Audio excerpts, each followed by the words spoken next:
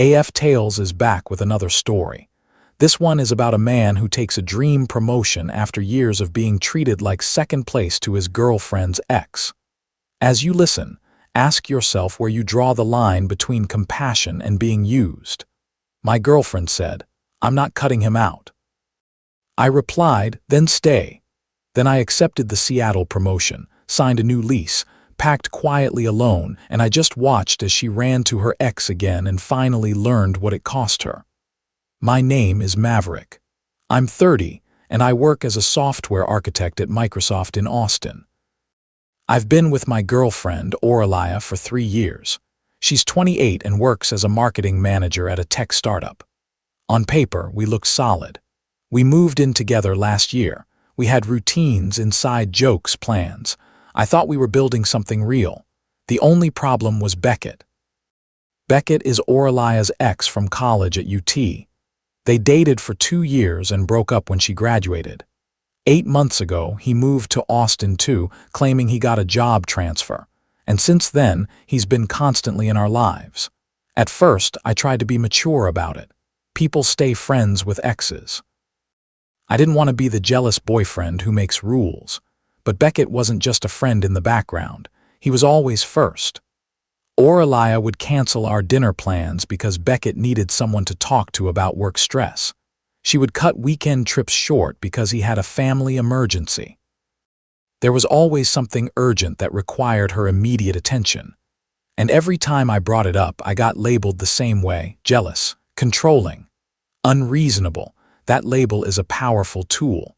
Once someone sticks it on you, you start questioning your own reality. The breaking point came 2 months ago. My director offered me a senior architect position at our Seattle headquarters. It was a dream opportunity, the kind of offer you don't get twice. I came home excited, ready to tell Aurelia, thinking we'd celebrate and start talking about a new chapter together. But her first words weren't congratulations. "I can't leave right now," she said. "Maverick, Beckett is going through a really difficult time with his depression. He needs a stable support system here." I just stared at her. "This is a once-in-a-lifetime opportunity," I said. "We've talked about exploring new places together." She didn't even pause. "I'm not cutting him out just because you are jealous," she said. "If you can't understand that I have responsibilities to people who depend on me, maybe you're not ready for this kind of commitment." That sentence hit harder than I expected. Because it wasn't just disagreement. It was her telling me my feelings didn't count, and his did. And for a split second, I actually questioned myself. I wondered if I was being selfish for wanting my girlfriend to prioritize our relationship over her ex-boyfriend's emotional needs. Then I watched her check her phone again, probably for another message from him, and something in my head cleared. 3 years of this. 3 years of coming second to a man who wasn't even supposed to be in our relationship. 3 years of compromises that only went one direction. Dinner parties I attended alone because Beckett was having an anxiety attack. Weekend trips we shortened because he needed to talk about job stress. An anniversary dinner we rescheduled because his grandmother allegedly died. And I remember thinking, very calmly, when was the last time Aurelia said no to him for my sake? When did she ever tell Beckett, "I can't help you right now, I'm spending time with Maverick"? I couldn't think of a single time. I realized I had been asking for permission to be prioritized in my own relationship, begging for basic consideration from someone who claimed to love me.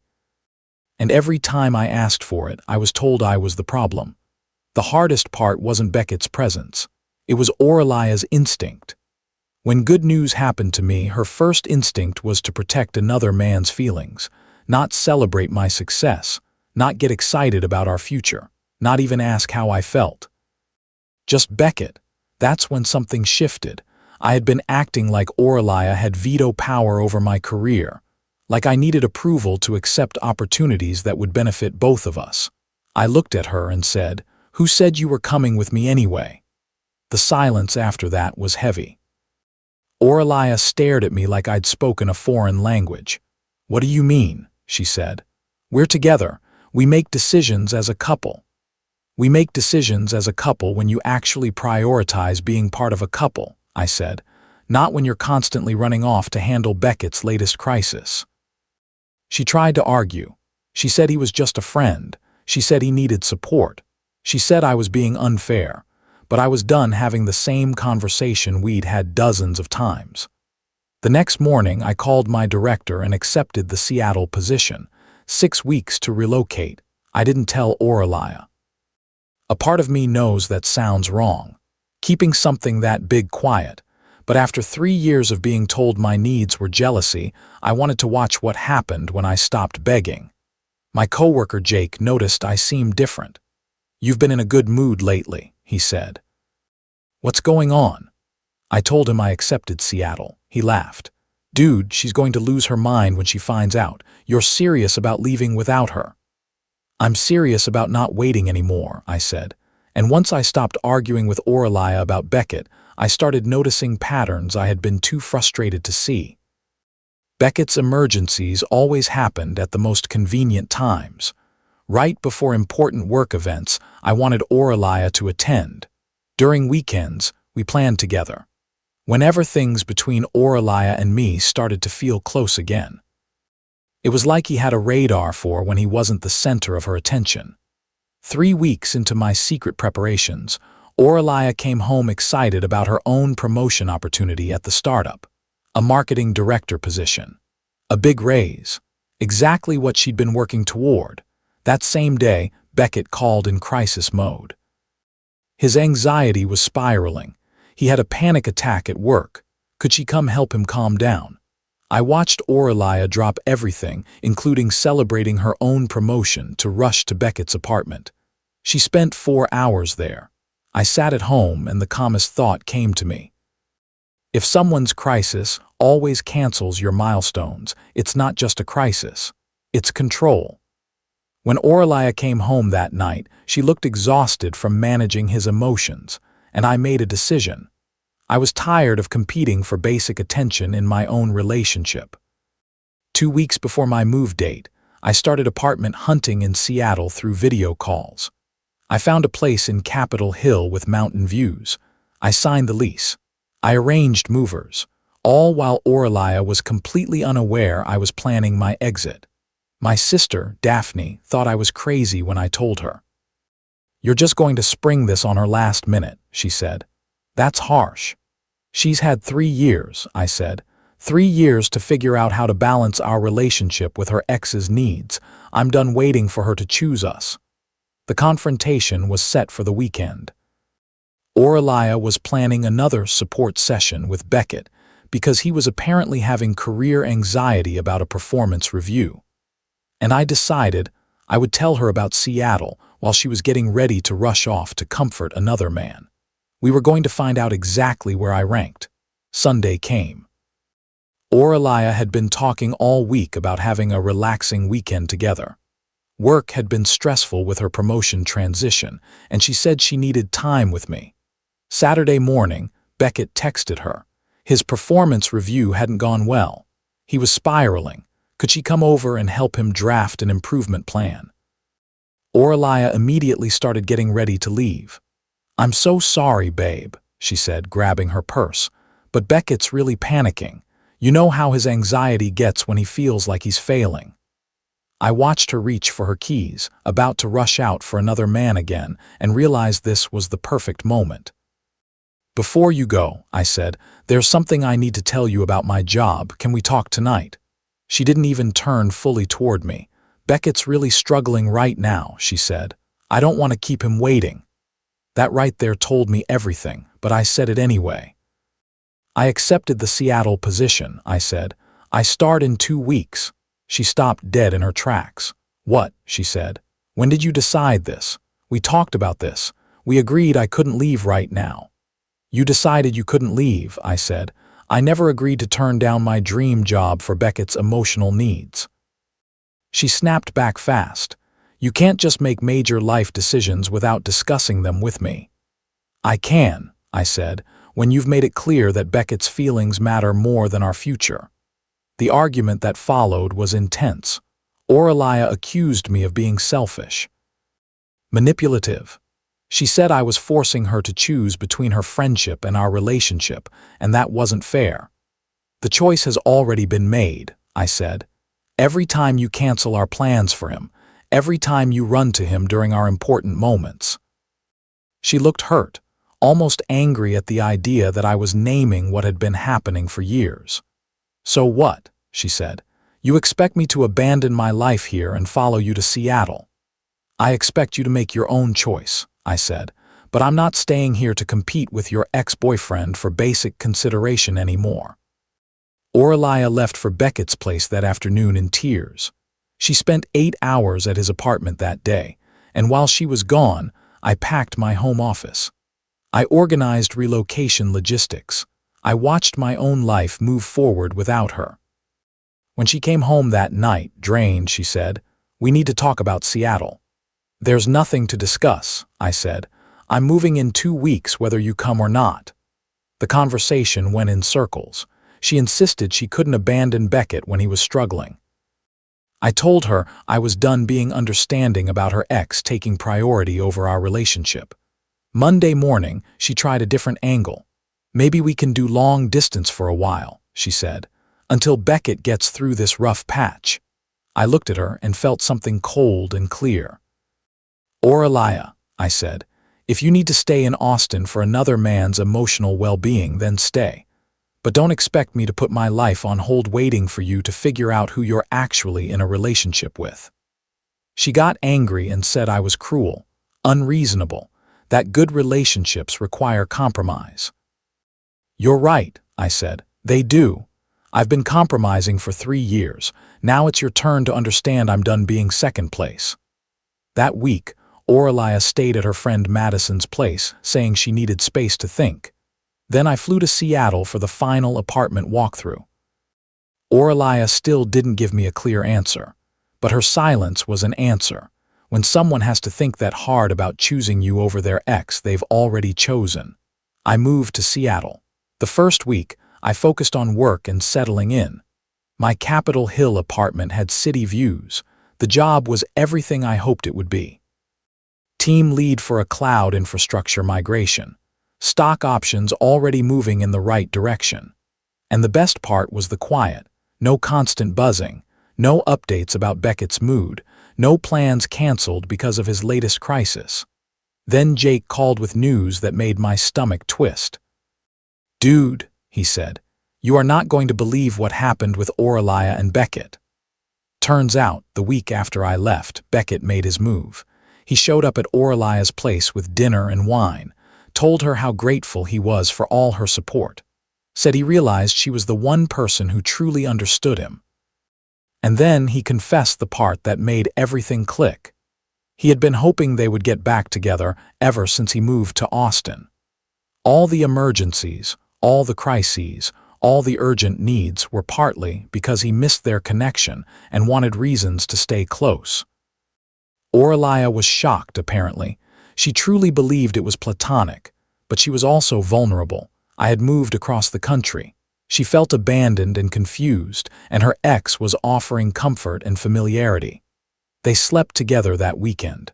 When I heard that, I didn't feel surprised. I felt tired, because it meant the line was always there. She just kept stepping over it. Monday morning, Oralia called me crying. I was in the middle of a project launch, but I stepped outside to take it. "Maverick," she said, "I made a terrible mistake. I need to tell you something." She confessed everything. The dinner, sleeping with Beckett, regretting it immediately, realizing she'd been manipulated, begging me to give her another chance. "I understand now why you were frustrated," she said. "He wasn't just my friend. He was trying to break us up, and I fell for it the moment you left." I listened while she cried and apologized for 20 minutes. She begged me to let her fix it. She said she could move to Seattle now. She finally understood. But there are some things you don't get to understand after the damage is done. "It's too late," I said. "You made your choice when you picked his feelings over our relationship for 3 years, and you confirmed that choice when you slept with him the week I moved." "But I didn't know," she said. "I thought he needed support." "Even if that were true," I said, "it doesn't change what you did." You consistently prioritized another man over your boyfriend's career and happiness. Then it got messier. Oralia showed up in Seattle without telling me. Somehow she found my address and was waiting outside my building when I got home from work, suitcases beside her, face desperate. "I quit my job in Austin," she said. "I'm ready to move here and start over with you." Seeing her there was harder than I expected. 3 years is still 3 years. For a second, I wanted to believe her. Then she told me what happened after she slept with Beckett. He expected them to become a couple again. Oralia told him it was a mistake, and she wanted to fix things with me. Beckett lost it, called me controlling and jealous, said Oralia was throwing away their chance for someone who had already given up on her. That's when Oralia said the sentence that made me almost laugh. "That's when I realized you were right about everything," she said. "He wasn't supporting me. He was isolating me from you, and I couldn't see it." I looked at her and felt the final piece settle. Understanding the pattern doesn't erase the pattern. "I'm glad you finally see it," I said. "But that doesn't undo 3 years of choosing him. I can't be with someone who needed to sleep with their ex to figure out who they wanted." She cried again. She said she wasn't leaving Seattle until we talked it through properly, but there was nothing left to discuss. The woman I thought I was building a life with would never have prioritized another man the way Oralia did. And the fact that it took betrayal for her to see what was happening told me I was never truly her first choice. 4 months later, people still ask me for closure, so here it is. Oralia stayed in Seattle for 2 weeks trying to convince me to try again. She found a furnished place month to month, applied for jobs, met me for coffee, talked through what went wrong. She was remorseful. She really did seem to understand how Beckett manipulated the situation, but my conclusion didn't change. It wasn't just about Beckett, it was the pattern. Oralia is a caregiver by nature, and that isn't automatically bad, but she didn't have boundaries and she didn't protect our relationship. If it wasn't Beckett, it would be someone else, a coworker, a family member, a friend in crisis. I told her I could see she had grown. I told her I appreciated her effort, but I also told her trust takes time and I wasn't willing to rebuild it with her. Oralia eventually went back to Austin, got her job back. Last I heard, she's doing well professionally. As for Beckett, he didn't take the rejection well. He started spreading rumors, claiming I was emotionally abusive and controlling. Most of their mutual friends saw through it once the full story got around. His reputation took a hit in their social circle when people realized he'd been systematically inserting himself into our relationship. And me. I'm doing great in Seattle. I got another promotion last month. I'm leading a team of 12 engineers now. I bought a condo in Capitol Hill with mountain views. Work sent me to conferences in Tokyo and Berlin this year. Opportunities I never would have had if I stayed in Austin trying to keep a relationship afloat by myself. I started dating someone new about 2 months ago. Her name is Alo, she's 26, and she's a UX designer at Amazon. I met her at a rock climbing gym in Fremont. What's refreshing is how natural her boundaries are. I never had to explain why I wouldn't be comfortable with constant texting with an ex or canceling plans for another man's emotional crisis. Alo and I went hiking in the Cascades last weekend. We talked about taking a trip to Iceland next summer. It's nice being with someone whose priority system includes me near the top, instead of somewhere below an ex-boyfriend's feelings. Oralia texted me recently saying she was proud of the career moves I made in Seattle and hoped I was happy. I thanked her and wished her well, and I left it there. Because some chapters don't need a dramatic ending, they just need a door that stays closed. Lesson 1. If someone always labels your needs as jealousy, they're avoiding accountability, not solving the problem. Lesson 2. Compassion without boundaries becomes a relationship where you are always waiting your turn. Lesson 3. You don't have to compete with an ex. The moment you feel like you are competing, the relationship is already broken. Lesson 4. A partner who celebrates your wins will not treat your dreams like an inconvenience. Lesson 5. Trust doesn't break in one moment. It breaks in a pattern. And patterns don't change because someone finally feels guilty. What would you have done if your partner kept choosing their ex's crises over your relationship for years? And if Aurelia had chosen Seattle immediately, before sleeping with Beckett, you think this relationship could have been saved? Or was the damage already done long before the move?